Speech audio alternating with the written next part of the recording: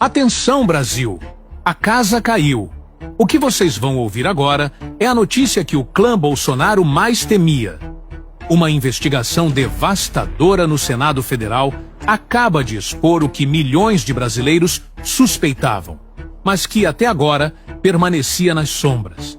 O nome de Bolsonaro, e especificamente de Eduardo Bolsonaro, foi oficialmente exposto e ligado ao coração de um dos esquemas mais cruéis e covardes já montados na história deste país. O mega esquema de desvio de dinheiro do INSS.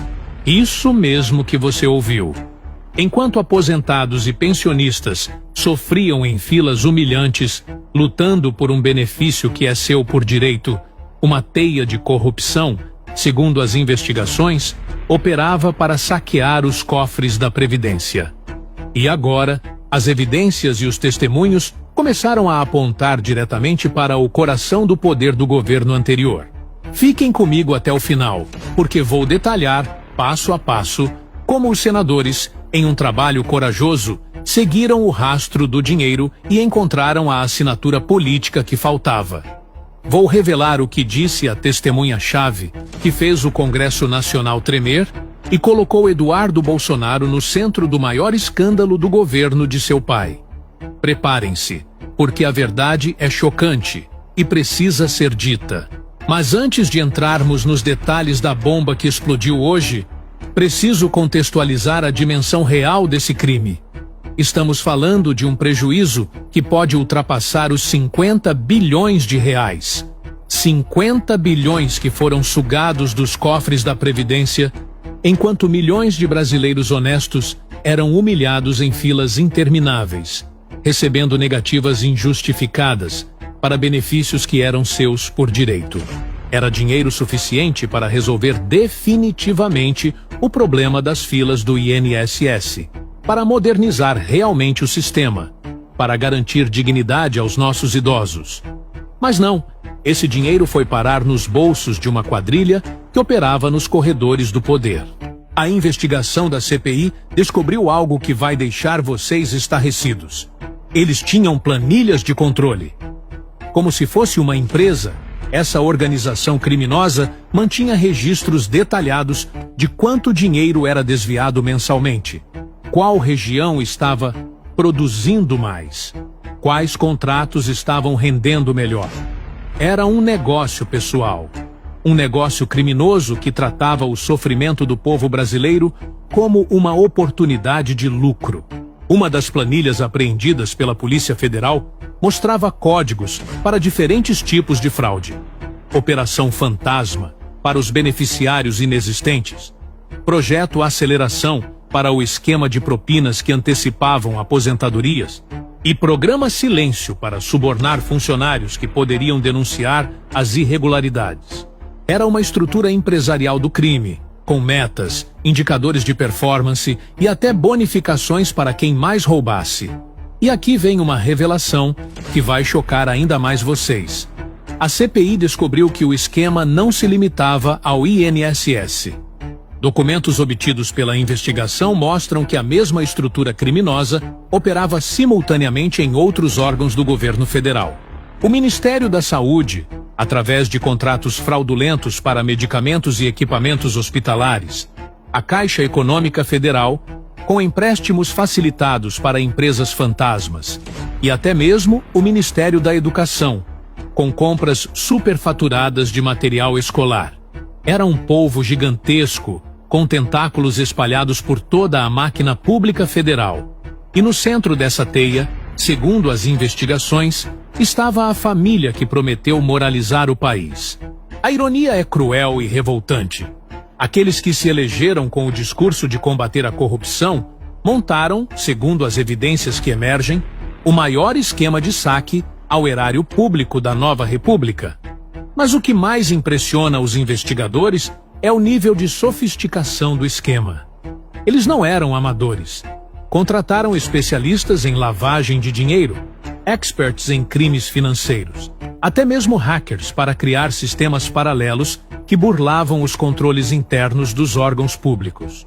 Era uma verdadeira startup do crime, usando tecnologia de ponta para roubar melhor e mais rápido.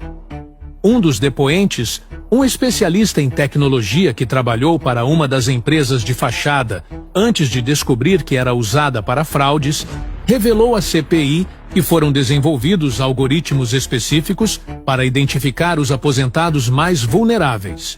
O sistema cruzava dados de renda, escolaridade, região de moradia e até mesmo condições de saúde para mapear quem seria mais facilmente enganado pelos golpes. Era a perversidade elevada ao nível da ciência de dados. E tem mais. A investigação revelou conexões internacionais preocupantes. Parte do dinheiro desviado era transferida para contas em bancos offshore, principalmente em paraísos fiscais no Caribe e na Suíça. Os investigadores encontraram evidências de que empresários ligados ao esquema mantinham contas milionárias em bancos luxemburgueses e panamenhos. Era uma operação de escoamento de capital brasileiro para o exterior, uma verdadeira sangria na economia nacional.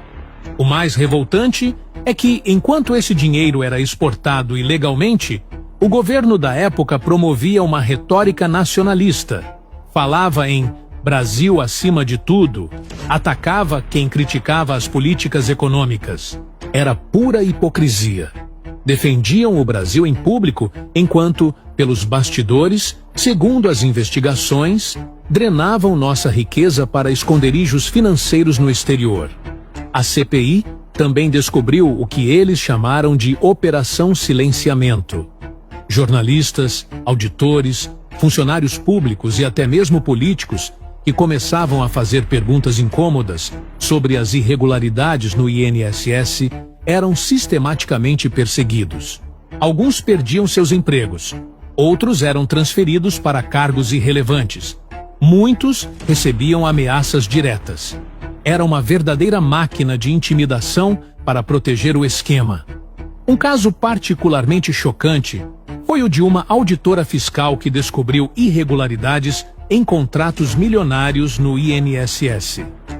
Quando ela se recusou a assinar um parecer favorável a uma empresa obviamente fraudulenta, começou a receber ligações anônimas, ameaçadoras. Seu carro foi vandalizado. Sua família passou a ser seguida. A pressão foi tanta que ela pediu transferência para outro estado e ficou 2 anos afastada do trabalho por problemas psicológicos. Esse é o Brasil que eles queriam. Um país onde a honestidade era punida e a corrupção era premiada. E agora chegamos ao ponto crucial, ao momento em que a investigação encontrou a conexão política que faltava. Todos os indícios apontavam para uma proteção de alto nível, algo que vinha de muito acima na hierarquia do poder. Os criminosos operavam com uma confiança, uma arrogância que só poderia vir da certeza de que tinham cobertura política. Mas qual era essa cobertura? Quem eram os padrinhos políticos desse esquema monstruoso? A resposta veio através do depoimento mais explosivo já ouvido em uma CPI na história recente do Congresso Nacional. Um ex-diretor do INSS, homem de confiança do governo anterior, vendo que seria deixado como bode expiatório para carregar sozinho a culpa de um esquema que envolvia dezenas de pessoas, decidiu quebrar o silêncio. E o que ele revelou fez o Brasil inteiro tremer. Segundo seu depoimento detalhado, Eduardo Bolsonaro não era apenas um conhecedor do esquema. Ele era, nas palavras do delator, o avalista político da operação. Sua presença em reuniões estratégicas não era casual ou inocente. Ele estava lá para dar a certeza aos operadores do esquema de que tinham proteção no mais alto nível do governo federal. O delator descreveu uma reunião específica, ocorrida em um hotel 5 estrelas em Brasília, onde Eduardo Bolsonaro teria sido categórico ao afirmar que ninguém tocaria no esquema, enquanto seu pai fosse presidente. Segundo o depoimento, ele teria dito textualmente: "Vocês podem operar tranquilos. Qualquer problema que surgir, qualquer investigação que aparecer, a gente resolve nos bastidores. O velho tá sabendo de tudo e garante a proteção." A revelação mais chocante, segundo o delator, foi quando Eduardo Bolsonaro